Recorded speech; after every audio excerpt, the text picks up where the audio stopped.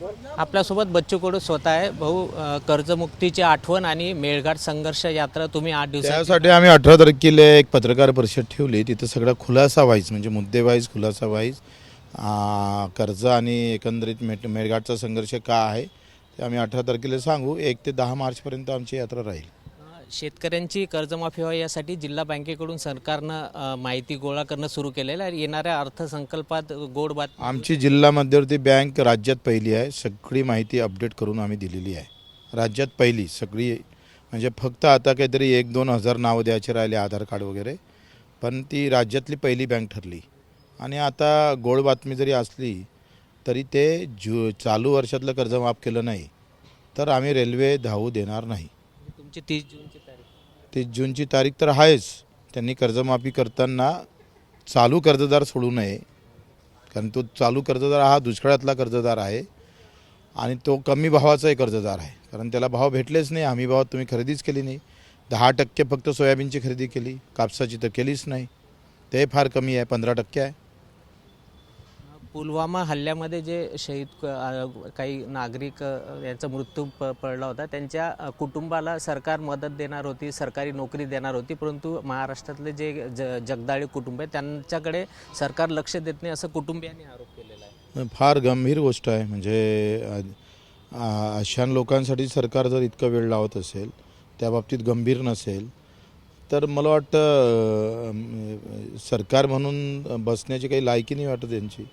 मग तुम्ही एक सांगा, हे काही जास्त लोक नसतात ना, फार थोडके लोक आहे आणि ते अशा म्हणजे राष्ट्रीय कार्यक्रमासाठी किंवा राष्ट्रहितासाठी त्यांचं जर बलिदान झालं असेल तर सरकार असं का वागतं हे समजत नाही. म्हणजे तुम्ही पहा, प्रत्येक ठिकाणी एका इकडे न्यायाधीशाचे घरं फोडली जातं, दुसरीकडे ह्या घटना वाढताना दिसत आहे. मग तुम्ही करता काय तिथं मंत्रालयात बसून? म्हणजे तुमचे मंत्री काय फक्त कमिशन जमा करायसाठीच आहे का? अजित पवार यांचं ज्या दिवशी निधन झालं त्यांच्याकडं अल्पसंख्याकांचा मंत्रिपद होतं. त्यांच्याच मंत्रिमंडळातील मंत्रालयातील काही अधिकाऱ्यांनी अजित पवारांच्या निधनाच्या नंतर काही तासातच 75 शाळा ज्या आहेत त्यांना अल्पसंख्याकांचा दर्जा दिलेला आहे. यालेच भाजप म्हणते ना, प्रभू रामचंद्राचं नाव लावायचं, खाली सगळी रावणशाही चालू ठेवायची. लोकशाही संपवली, रामाच्या नावानं रावणशाही चालू केली. म्हणजे भाजप ना खाणे दूंगा ना खाऊंगा म्हणणारं आता यांच्या एक डिपार्टमेंट बगर खाल्ल्याशिवाय यांचे दिवस जात नाही. यांचे मंत्री जर पाहिले, साध्या आपल्या बावनकुळेंना विचारा रेतीतून किती भेटते. तर जिल्हा बँकेची तुमची खूप चांगली म्हणजे जे अपडेट दिलेली आहे सरकारला, परंतु इतर बँकेने सुद्धा दिलेली आहे का? म्हणजे तुम्हाला वाटते का खरंच या आधी अर्थसंकल्पात तर उलट दिली असेल सगळ्यांनी आणि द्यायलाही पाहिजे. आणि प्रत्येक बँकेच्या मॅनेजर असेल, अध्यक्ष असेल, यांनी थोडासा पुढाकार घेऊन, राष्ट्रीयकृत बँक आहे त्यांनीसुद्धा त्या लगेच सगळ्यांना, आम्ही आता प्रत्येकांच्या ज्यांचे आधार कार्ड निघत नव्हते त्यांचे, तर त्यांच्या भावाचे इतकं ते सगळे पाहून आम्ही घरपोच माणसं पाठवले. सरकारी कार्यालयामध्ये काही मनपा महापौर जे आहे निवडून आले, ते टिपू सुलतानचा फोटो लावतात. सध्या वाद सुरू आहे महाराष्ट्रामध्ये. टिपू सुलतान लोकांचा वाद नाही, भाजपचा वाद आहे. भाजपनं केलं. कोशियारनं बोलले होते छत्रपतीबाबत. आता शिवाजी महाराज गेले आणि गडकरी आता नवीन महात्मे झाले, तेव्हा कुठे गेलं होतं भाजप? तोंड बंद झालं होतं का तुमचं? तेव्हा का गांडू झाले होते तुम्ही? तेव्हा तुमचे तोंड का चूप होते? तेव्हा तुम्ही म्हटलं तर चालते, तुम्ही MIM सोबत युती तर ते चालतं. आम्ही केले असती तर अब्दुल्ला बच्चू कडू केला असता. हे ना, हे नालायक आहे. यांनी केलं ते सगळं अमृत आणि आम्ही अमृत पाजलं तरी विष.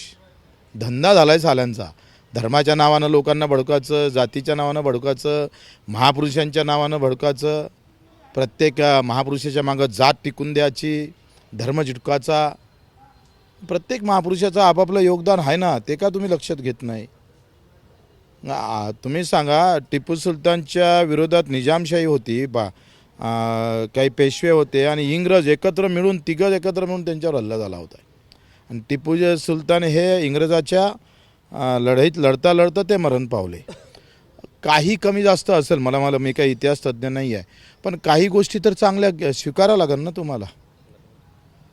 हे होते बच्चू कडू. कॅमेरामॅन अमोल देशमुखचा प्रणय निर्माण, ABP माझा, अमरावती. ABP माझा, उघडा डोळे बघा नीट.